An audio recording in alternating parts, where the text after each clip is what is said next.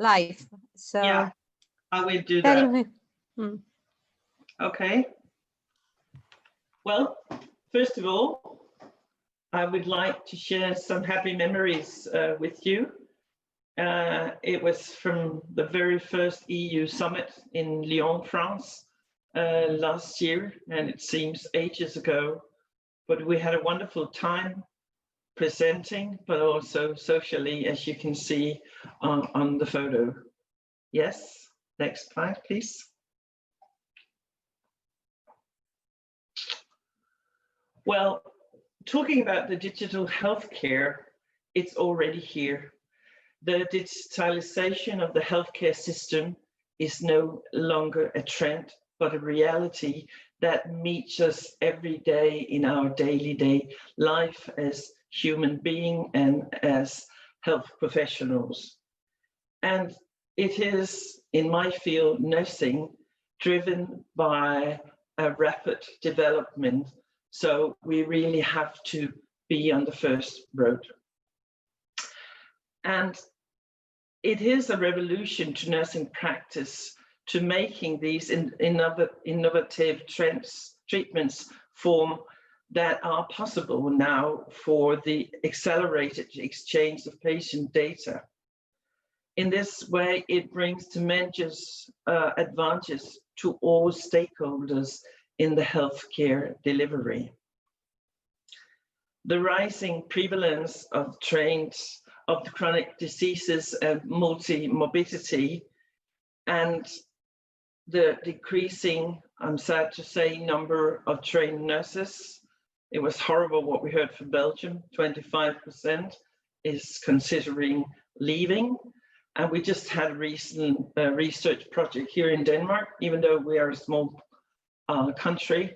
It says that it was newly educated nurses, and they stated that 4 out of 5 would have left the nursing profession within 5 years. So, as Paul said, we have to do it better. But the long distance and the poor road infrastructure sometimes between the nurses and the patient, that create loopholes in the delivery of healthcare services, and especially in rural areas. And there we've seen some very nice research project, and that has now turned into daily basic, namely telenursing. And we've seen the same during this pandemic, the COVID-19. But the acceptance of e-health among the nurses are the most important factor in the use for the management of the patient.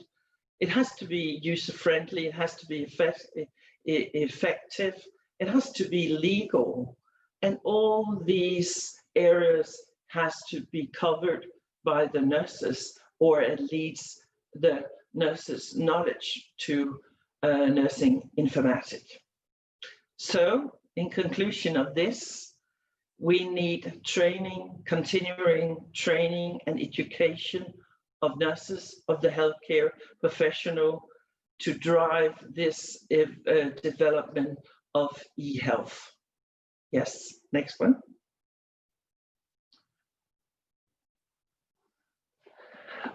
The Royal College of Nursing in UK have stated this.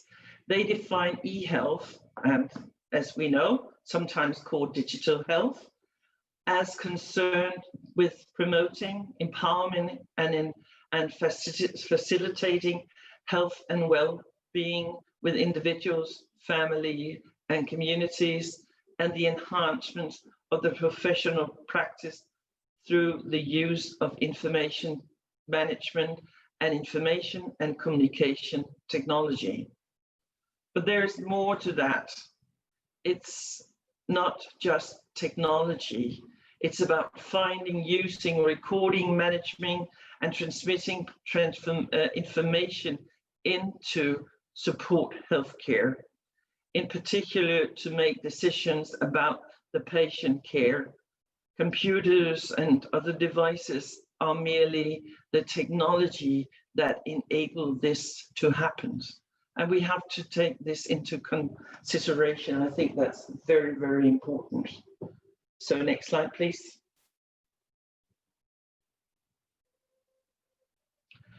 The Royal College Nursing also state that eHealth covers electronic patient records, electronic nurse prescribing, patient schedule, online laboratory requests and results, e-pharmacy, e-communication, such as discharge transfers letter. And it includes electronic communication with patient professionals and telehealth, telecare, remote monitoring, video consultation, including service resign, equipment management, and etc. And there's more on the next slide.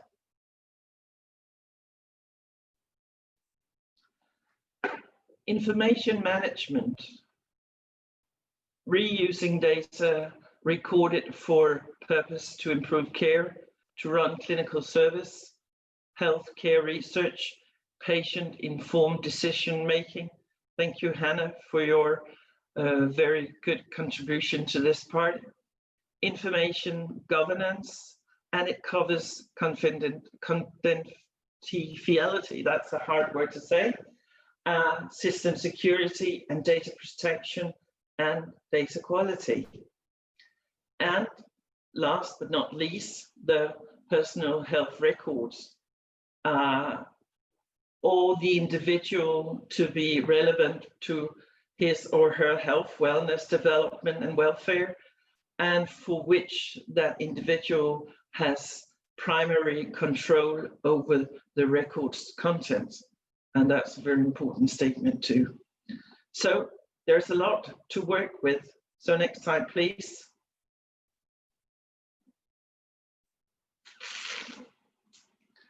So how can we counter this development? Well, there is just one answer. Teach, teach, teach, learn, learn, learn. So what do we teach then? And what do we have to learn? Next slide, please.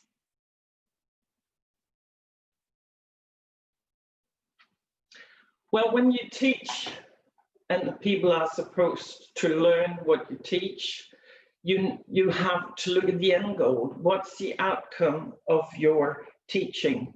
So once we have to ask ourselves this question, what is the outcome of teaching nurses informatics? What qualification do we actually want them to achieve? And this is from the Danish evaluation report on informatics for healthcare professional that I'm now going to quote. So the end goal is that the nurses professional uses technology safely and competently in her practice. The nurses support the citizens' use of technology. And again, the patient, the citizens, is a very, very important partner in this game. And the nurses adopt to technological changes, and the nurses is a part of the technological innovation, and the nurses reflect ethically and critically on the technology acquisition and use. So this is the end goal, but is this the end goal for all nurses? Next slide, please.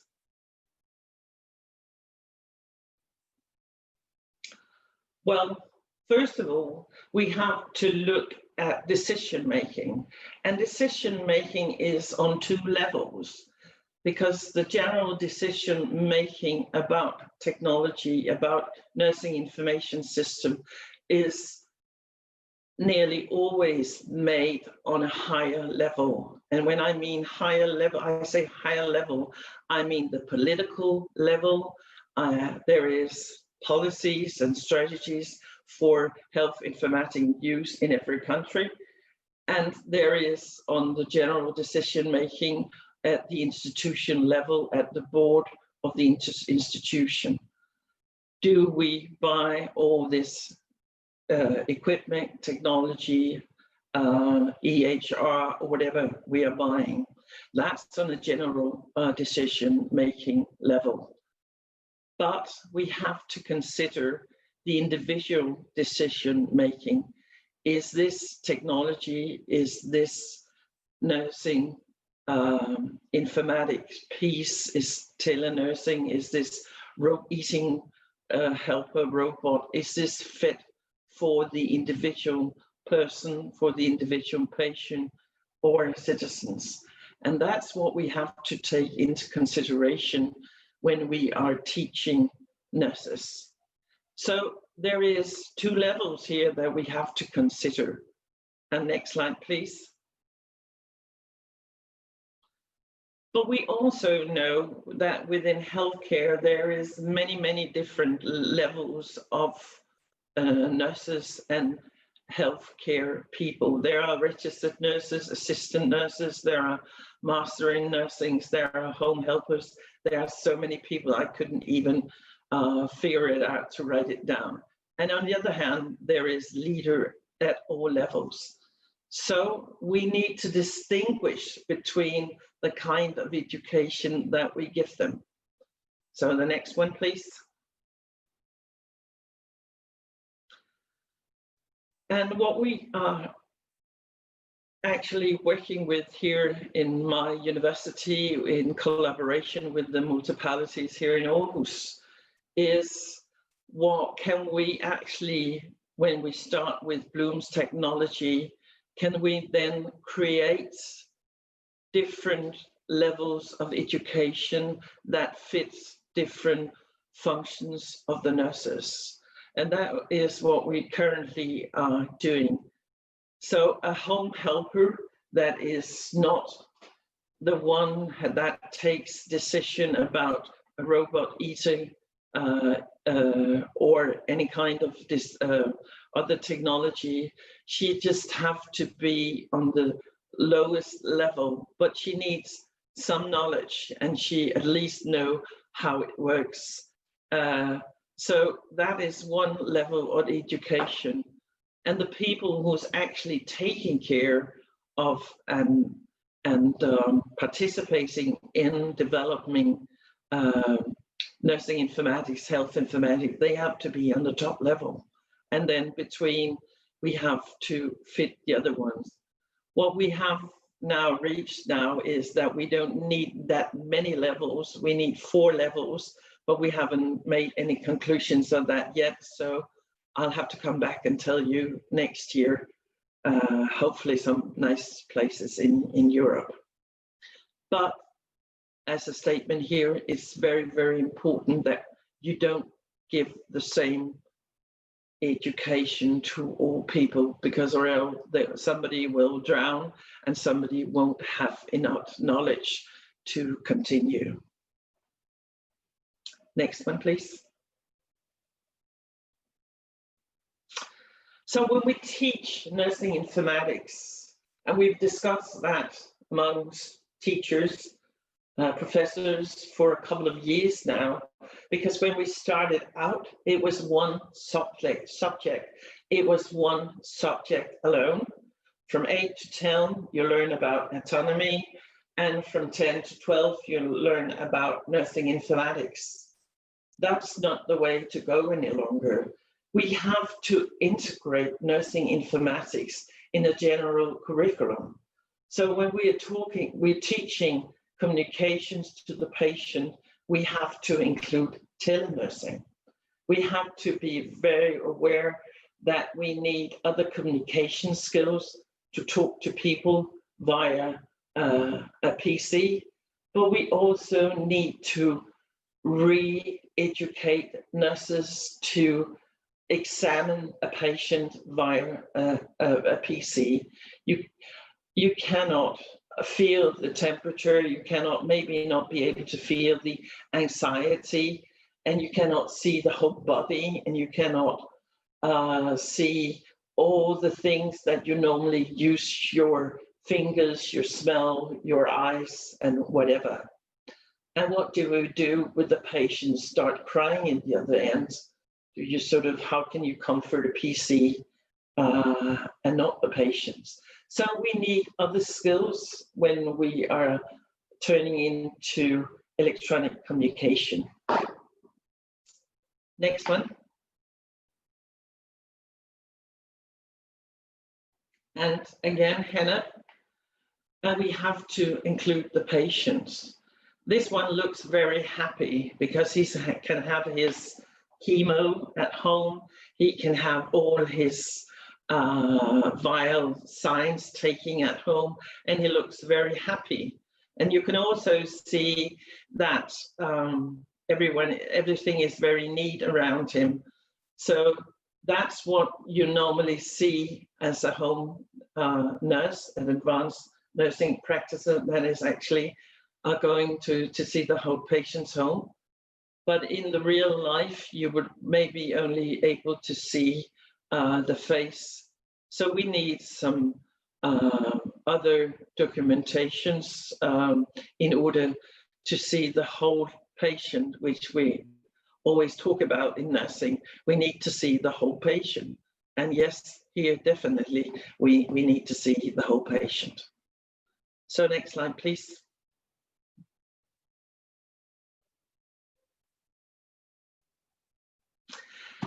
Before I end this session, there is a few statements that I would like to share with you. Probably not this crowd today because you are all very, very international. But we have to take into consideration that we come from different countries, different cultures. We even speak the different language. And even though we try to translate it, the meaning of the words are not the same, even though we use Google Translate or whatever.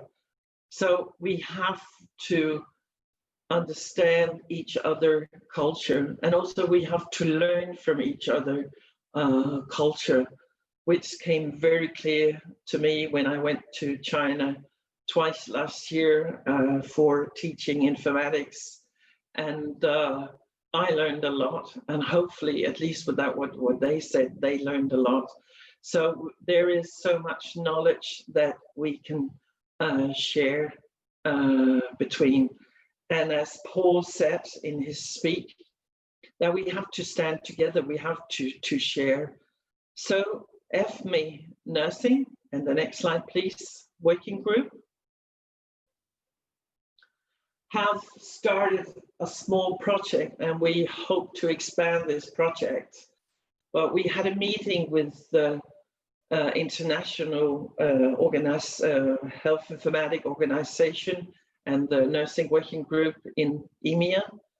I had a meeting with the president, Dr. Diane Skipper, and we were talking about the horrible situation, but also what, see in the light of the technology advancement this could actually give for healthcare for the pandemic. Not that we wished the pandemic was here, but at least it gave us some advancement in using technology. And how could we share this knowledge that we got all over the world? And so we decided to set up an international website, which we divided in. And if you go on this website, you can see there is 3 categories in downstairs.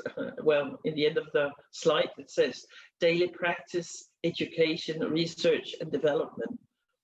And then we wrote out to all the organization and all the people that we knew and said, please put in, if you got some tools, you got some tips, you got some advice, whatever, in these 3 categories.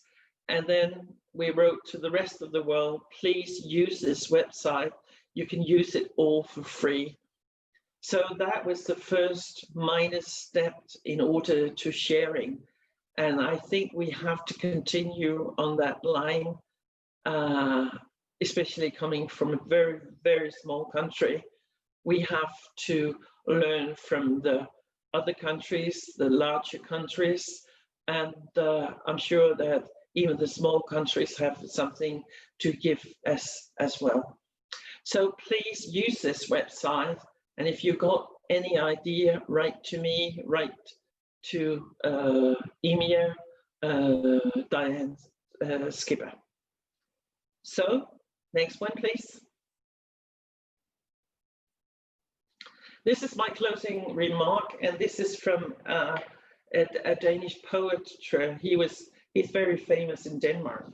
I know we're 5.6 million people, but he's got some quotations that is just on the spot.